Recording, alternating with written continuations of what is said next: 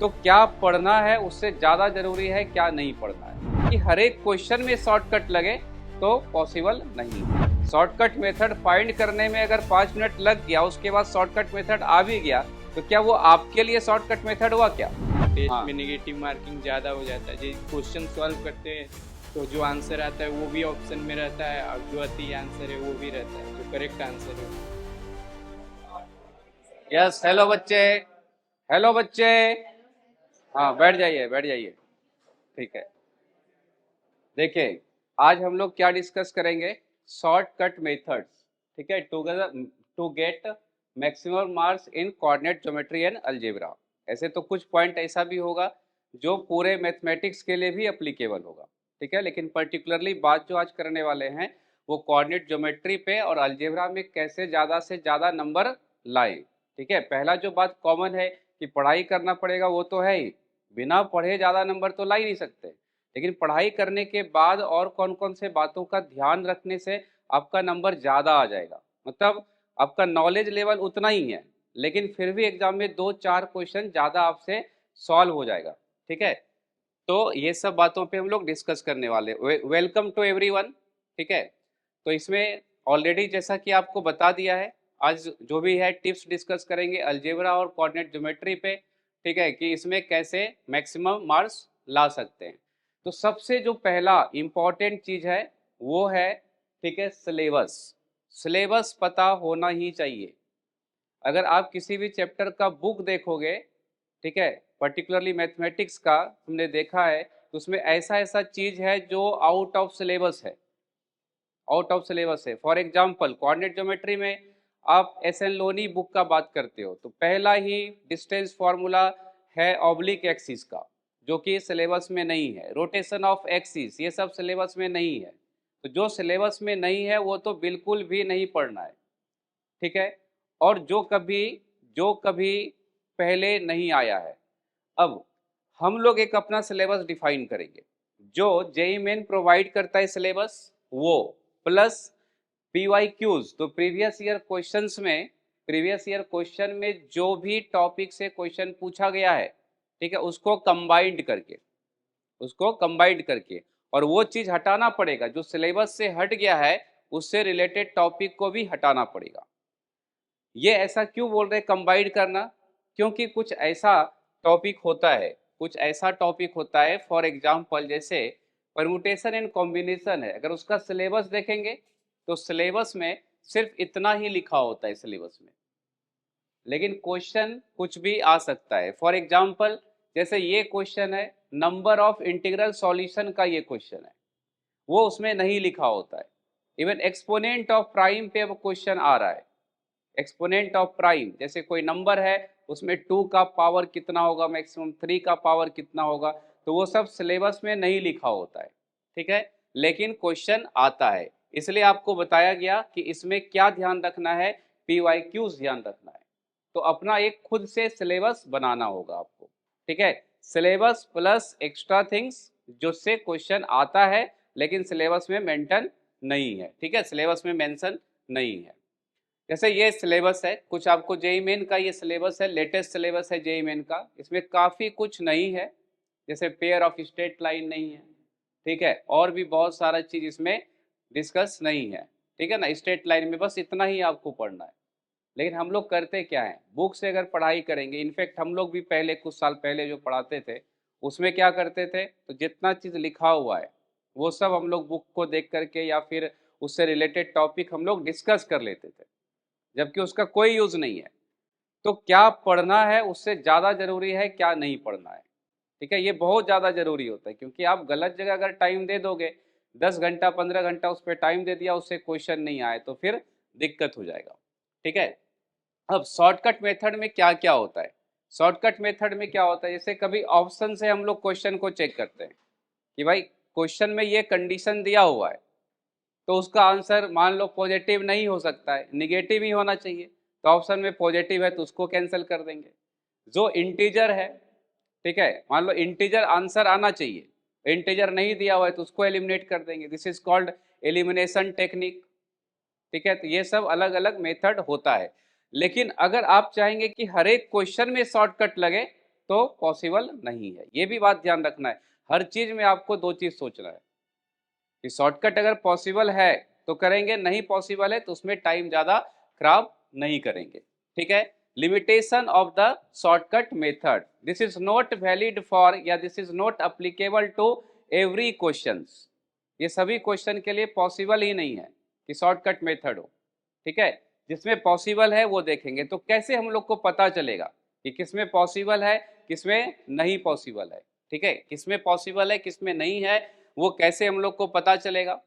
ठीक है, जैसे एक एग्जांपल पहले आपको दिखाता हूं। ये क्वेश्चन है परमुटेशन एंड कॉम्बिनेशन का, बहुत ही पॉपुलर क्वेश्चन है, बहुत ही फेमस क्वेश्चन इस तरह का होता है।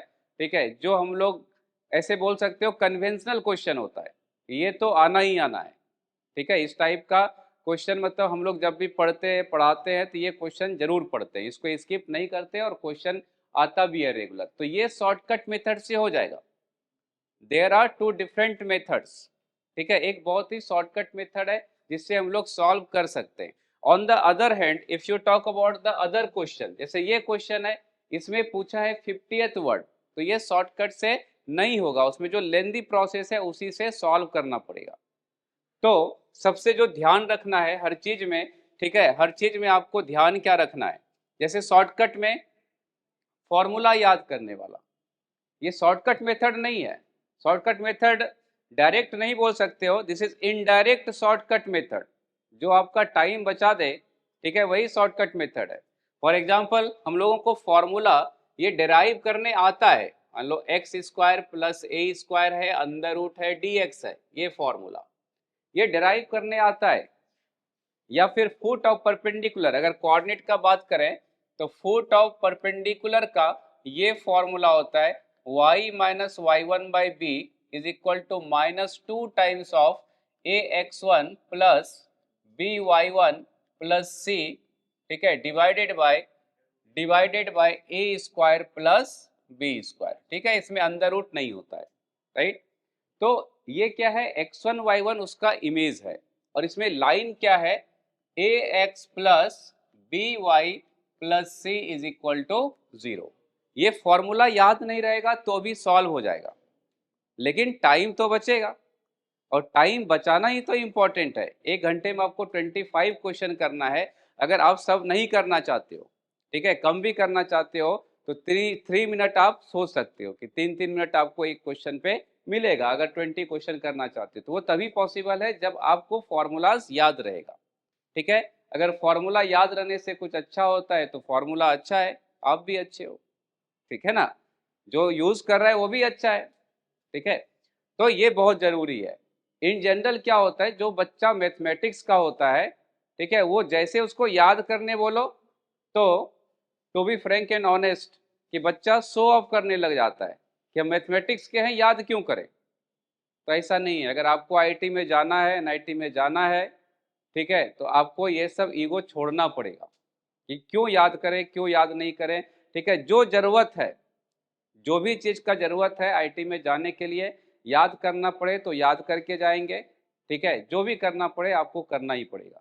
तो फॉर्मूला याद जरूर रखें। ठीक है, ये तो ऐसे इंटीग्रेशन का है, तो ये अगर याद नहीं रखोगे, डेरिवेशन है इसका, सब कुछ का डेरिवेशन है, लेकिन आप एग्जाम में डेरिवेशन करोगे वो तो देखने कोई आएगा नहीं। जब तक कि आप सही आंसर नहीं लगा दोगे, ठीक है, तब तक आपका वो करेक्ट नहीं होगा। हम जान जाएंगे, हमको पता होगा कि ये बच्चे को डेरिवेशन भी आता है, वो डेरिवेशन से फॉर्मूला निकाल सकता है, और एक बगल में बच्चा बैठा है उसको फॉर्मूला सिर्फ याद है। तो अगर हमको जज करना होगा, हमको चेक करना होगा, तो हम क्या बोलेंगे, वो बच्चा ज़्यादा अच्छा है जो डेरिवेशन करके फॉर्मूला निकाल सकता है। लेकिन एग्जाम पॉइंट ऑफ व्यू से कौन सा बच्चा अच्छा होगा, जो याद कर लिया है और उससे क्वेश्चन जल्दी सॉल्व कर लिया है। ठीक है, तो इसमें ये ईगो वाली कोई बात नहीं होनी चाहिए। तो फॉर्मूला जो है ये तो आपको पता ही है, डिस्टेंस फॉर्मूला है। ठीक है, तो most simple formula of coordinate geometry. ठीक है, अब कभी कभी क्या है, हम लोग जो काम करना चाहते हैं, कोई काम ऐसा होता है जिसमें हम चाहते हैं कि जल्दी हो जाए, ये तो जनरल लाइफ में भी होता है। जल्दी करना चाहो तो और लेट होता है ना, कहीं आप निकलते हो जल्दी करना चाहते हो तो और ज़्यादा लेट हो जाता है। तो इसमें भी वैसा ही है। कि अगर आप शॉर्टकट मेथड चाह रहे हो कि भाई इस पर्टिकुलर क्वेश्चन का शॉर्टकट मेथड क्या होगा, और उसी में आप टाइम लगा दिए 5 मिनट। शॉर्टकट मेथड फाइंड करने में अगर 5 मिनट लग गया, उसके बाद शॉर्टकट मेथड आ भी गया, तो क्या वो आपके लिए शॉर्टकट मेथड हुआ? क्या आपके लिए हुआ? नहीं हुआ। आपके लिए जैसे हमको कोई शॉर्टकट मेथड बताना है, और वो शॉर्टकट मेथड फाइंड करने के लिए मेरे को 10 मिनट लग गया, मेरे को लग गया 10 minute to find the shortcut method of particular question. ठीक है, वो चल जाएगा क्योंकि हम लगा दिए, लेकिन बच्चों के लिए वो शॉर्टकट मेथड बन गया। तो वही तो हम लोगों का काम है। तो ऐसा नहीं कि सब में शॉर्टकट मेथड खोजना है, सब में नहीं खोजना है आपको। ठीक है, तो mock test paper analysis most important part. तो ये कैसे प्रैक्टिस होगा? हर चीज प्रैक्टिस से होता है। तो ये प्रैक्टिस कैसे करोगे? जब आप एग्जाम देते हो तो उसमें कोई लेंदी मेथड से सॉल्व करोगे, कुछ शॉर्टकट मेथड से सॉल्व करोगे। ठीक है, दोनों तरह का होगा। घर आने के बाद एग्जाम असली शुरू होता है। घर आने के बाद ये एनालिसिस का मतलब है कि पहला क्वेश्चन, अब इसमें एनालिसिस में एक और चीज जुड़ जाएगा। पहला क्वेश्चन गलती अगर होता है तो क्यों गलती होता है, क्या रीजन से ये गलत हुआ, पहले वो आइडेंटिफाई जरूर करेंगे। उसके बाद एक और रिमार्क उसमें जोड़ेंगे कि क्या ये शॉर्टकट मेथड से पॉसिबल है क्या। हमेशा ये दिमाग में रखना है, हमेशा। लेकिन हर क्वेश्चन में होगा, ये भी दिमाग में रखना है कि हर क्वेश्चन में पॉसिबल नहीं है। तो बैकग्राउंड में रहना चाहिए, क्या इस पर्टिकुलर क्वेश्चन को हम जल्दी सॉल्व कर सकते हैं। अगर कर सकते हैं तो आप घर पे आके उसको शॉर्टकट मेथड से, काफी ऐसा होता है जो बच्चे बताते हैं। ठीक है, बच्चे भी बताते हैं हम लोग कि सर इसमें तो ऐसे करने से जल्दी हो रहा है। तो एग्जाम, और ये भी बोलते हैं बच्चे कि सर एग्जाम में जो है नहीं हो पाया, लेकिन घर पे आके जब पता देखा तो घर पे आके पता चला कि ये इतना आराम से भी हो सकता है, बिना सॉल्व किए हो सकता है। तो ये हर एक क्वेश्चन में आपको ढूंढना है। तो एनालिसिस में रीजन, क्यों गलत हुआ, फिर सही सॉल्यूशन क्या है, फिर अगर सही सॉल्यूशन हो गया तो क्या शॉर्टकट मेथड से हो सकता है या नहीं हो सकता है। तो इन सब बातों का ध्यान रखना है। ठीक है, अब है कि भाई पढ़ाई तो सब लोग करेंगे, सब लोग पढ़ाई करते हैं। उसमें जितना क्वेश्चंस है प्रीवियस ईयर क्वेश्चन पेपर में, क्या सब सॉल्व कर सकते हैं क्या? तो जैसा कि आपको पता है कि आजकल बहुत सारे शिफ्ट में एग्जाम होता है, एक एक साल में बहुत सारा क्वेश्चन आ जाता है। तो थोड़ा मुश्किल है कम टाइम में। अगर प्रैक्टिकल बात करें, कहने के लिए तो हम बोल देंगे कि एक टॉपिक में 500 क्वेश्चन कर लो, 1000 क्वेश्चन कर लो, उसमें 100% क्वेश्चन होगा।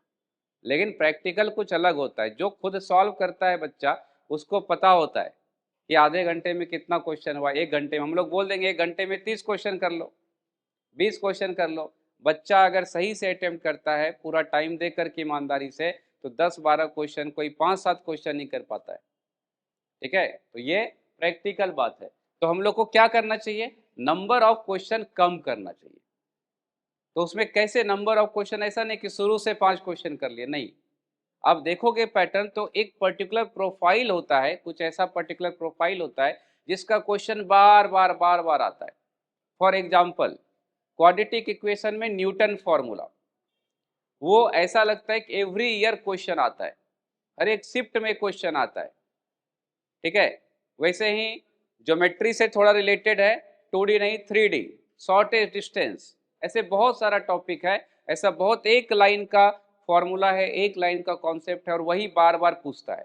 ठीक है, तो जो रिपीट हो रहा है क्वेश्चन, ठीक है, क्वेश्चन, तो taking union of all different profiles का क्या मतलब है, मतलब अलग अलग टाइप का, अलग अलग प्रोफाइल का जो क्वेश्चन है, जैसे एक प्रोफाइल का 10 क्वेश्चन है, तो क्या करेंगे, एक सॉल्व कर लेंगे, 2 सॉल्व कर लेंगे, क्योंकि टाइम लिमिटेड है। तो डिफरेंट प्रोफाइल का क्वेश्चन बना लेंगे। आपके पास जो क्वेश्चन है क्वेश्चन बैंक का, उसमें ऐसा कर सकते हो, जैसे क्वेश्चन नंबर 2 और 10 सिमिलर है तो 10 के आगे 2 लिख देंगे कि ये 2 जैसा है। ये आपके दिमाग में रहेगा कि 10 2 जैसा है, तो उसको नहीं सॉल्व करना है, आगे बढ़ना है। ठीक है, तो आपका एक वेटेज वाइज भी होना चाहिए, है ना, वेटेज की, इस पर्टिकुलर टॉपिक का वेटेज भी ज़्यादा है, वेटेज के अकॉर्डिंग भी। फॉर एग्जाम्पल जैसे सेट, सेट एक टॉपिक है, बहुत ही छोटा सा है, 1-2 लेक्चर का है, एक क्वेश्चन आने का प्रोबेबिलिटी रहता है। अगर आधे घंटे पढ़ के आपका 4 नंबर आ रहा है और कोई टॉपिक है 4 घंटे पढ़ के 4 नंबर आ रहा है, ठीक है, वो आधे घंटे वाला टॉपिक उतना इंटरेस्टिंग नहीं है, ठीक है, मानते हैं, लेकिन और 4 घंटे में 4 नंबर, तो एफिशिएंसी किसका ज्यादा हुआ? जो आधे घंटे में आ रहा है। तो ऐसे वेटेज निकालना है।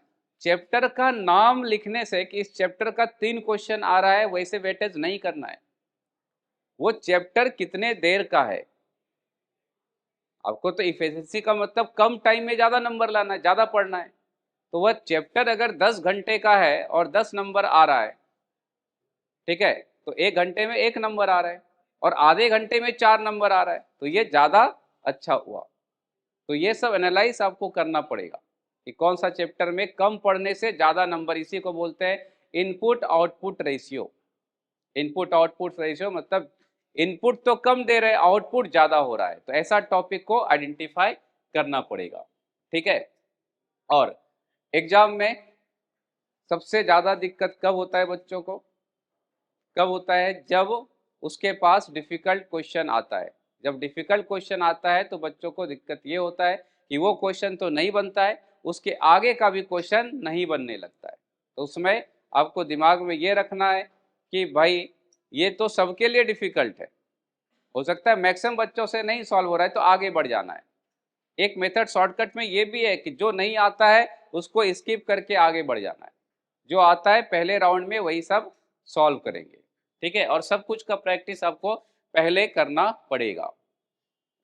अब वही चीज आपको बता रहा हूँ, इजी टू डिफिकल्ट। एग्जाम में क्या करना है? पहले इजी वाले को सॉल्व करना है, क्योंकि हो सकता है लास्ट में एक बहुत इजी क्वेश्चन पड़ा हुआ हो, तो सभी टॉपिक को, सभी क्वेश्चन को अटेम्प्ट करना है। और अभी जो बताया मोर स्ट्राइक रेट मीन्स यहाँ पे टाइम से हम लोग डिसाइड करेंगे, कम टाइम में ज़्यादा नंबर किससे मिलता है, ठीक है। ये सब डिसाइड करके हम लोग शॉर्टकट मेथड तैयार करेंगे, ठीक है। तो फॉर्मूला तो याद करना ही है, ठीक है, फॉर्मूला भी याद करना है। डेरिवेशन पहली बार के लिए अच्छा है, बार बार डेरिवेशन करके भी टाइम खराब नहीं करेंगे, ठीक है। कोई डाउट हो तो पूछ सकते हैं। हाँ सर टेस्ट में जैसे निगेटिव मार्किंग ज़्यादा हो जाता है, टेस्ट हाँ में निगेटिव मार्किंग ज़्यादा हो जाता है, जो क्वेश्चन सॉल्व करते हैं तो जो आंसर आता है वो भी ऑप्शन में रहता है और जो अति आंसर है वो भी रहता है, जो करेक्ट आंसर है वो भी। देखो, सबसे पहले तो संसार में जो दुख तकलीफ ये सब पीड़ा का कारण क्या है? ज्यादा लालच करना। गौतम बुद्ध ने कहा है कि संसार में दुख है, दुख का कारण है। तो क्या कारण है दुख का? तो ज्यादा इच्छा रखना। जैसे आपका इच्छा क्या होगा? सभी क्वेश्चन को सॉल्व कर लेना, ये सब क्वेश्चन सॉल्व कर ले, मैक्सिमम मार्क्स आ जाए। तो उस इच्छा को कम करना है। कम करने का मतलब ये कि भाई सब क्वेश्चन नहीं करना, जो अच्छे से आता है उसी को करना है, जिसमें डाउट रहे उसको छोड़ देना है। मतलब अब जब आप सॉल्व कर रहे थे तब कुछ ना कुछ तो डाउट रहा होगा, तो कुछ ना कुछ उसमें डाउट रहा होगा, इसका मतलब उसको बाद में करना है, आराम से करना है। सर जैसे कोई भी क्वेश्चन होता है उसमें कैलकुलेशन बहुत लेंदी आ जाता हाँ, तो कैलकुलेशन अगर लेंदी है, देखो 25 क्वेश्चंस में 25 पॉसिबल सबसे तो नहीं होता है, बहुत कम लोगों से होता है। तो उसमें किसी को अगर, एक तो है सिलेक्शन ऑफ क्वेश्चन, एक है रिजेक्शन ऑफ क्वेश्चन। तो आप पहले राउंड में मत करो। पहले राउंड में क्या करोगे? सिर्फ इजी क्वेश्चंस करोगे।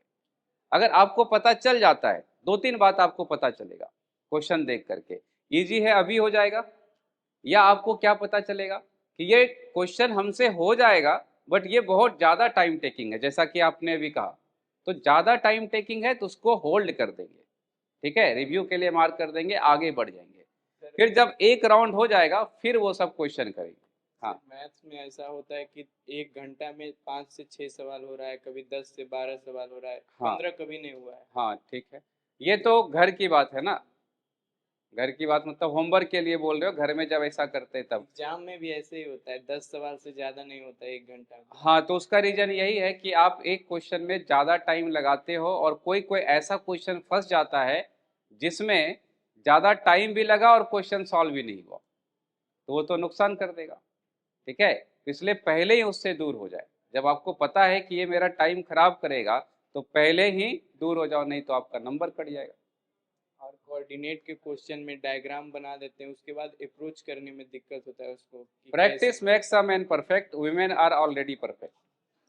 में स्कोर मतलब कम आ जाता है, तो उसके वजह से जो अपकमिंग टेस्ट होता है उस पर भी इफेक्ट आता है, क्योंकि उसमें कम आया तो थोड़ा डीमोटिवेशन हो जाता है। तो सर इस चीज़ से कैसे कोप अप करें? देखिए, दो तरह का चीज़ होता है। एक होता है कि बैठ जाइए, एक होता है कि भाई अपना हेल्थ सही होना चाहिए, एक होता है मन सही होना चाहिए। ठीक है, मेंटल हेल्थ, इसको बोलते हैं मेंटल हेल्थ। तो हेल्थ सही रखने के लिए अगर किसी का हेल्थ अच्छा नहीं है तो वो हॉस्पिटल जाता है, और दिमाग अगर सही नहीं है तो सामने इस्कॉन जाना चाहिए। ठीक है, इस्कॉन जाना चाहिए, सिर्फ मतलब अच्छे विचार के साथ जाना चाहिए। कभी कभी जा कर के वहाँ पे बैठोगे तो दिमाग सही रहेगा। और दूसरी बात है कि सर वो एक्चुअली कनेक्शन है, आप अच्छा कर सकते हो लेकिन पीछे वाला याद आप नहीं भूल पा रहे हो। तो जो मेमोरी है ना वो एक बहुत गजब का चीज़ होता है। जिस चीज़ को भुलाना चाहो उतना याद आएगा, और जिस चीज़ को याद करना चाहो उतना ज़्यादा भूल जाएगा, क्योंकि बार बार ये सोचना पड़ेगा कि किसको भूलना है। तो जब भी बोलोगे किसको भूलना है तो वो याद आएगा। ठीक है, तो टेस्ट का कुछ बातें भूल जाओ कि पुराना खराब है, हर एक टेस्ट नया शुरुआत होता है। इनफैक्ट जो आपका मेन एग्जाम है उससे क्या मतलब है, मेन एग्जाम को पहले वाले टेस्ट में खराब भी हुआ है तो कोई मतलब नहीं है। तो आपको हमेशा पॉजिटिव ये सोचना है कि जितना गड़बड़ होना है यहाँ पे हो जाए, जितना दिक्कत हो, जितना कम नंबर आना है, जितना बीच बीच में खराब हो, जो भी होना है सब यहाँ पे हो, लेकिन जब हम मेन एग्जाम देने जाएं तो वहाँ कोई दिक्कत नहीं हो। तो गलत होना, कम नंबर आना अच्छी बात है, क्योंकि आपको यहाँ पता चल रहा है कि ये करने से कम नंबर आया, लालच करने से कम नंबर आया। ठीक है, कि पुराना वाला प्रेशर, पुराना वाले टेस्ट का प्रेशर लिया तो अगला भी खराब हो गया, ये आपको पता चल गया। ये तो बहुत अच्छी बात है, आपको पता चल गया। ठीक है, तो बहुत तरह से आपको पता चलेगा कि क्या क्या करने से मेरा परफॉर्मेंस खराब हो सकता है, वो काम नहीं करना है। तो यहाँ पे अगर गड़बड़ हो रहा है तो अच्छी बात है, मतलब खराब टेस्ट का खराब होना भी अच्छा है, क्योंकि आप उससे सीखते हो। ठीक है।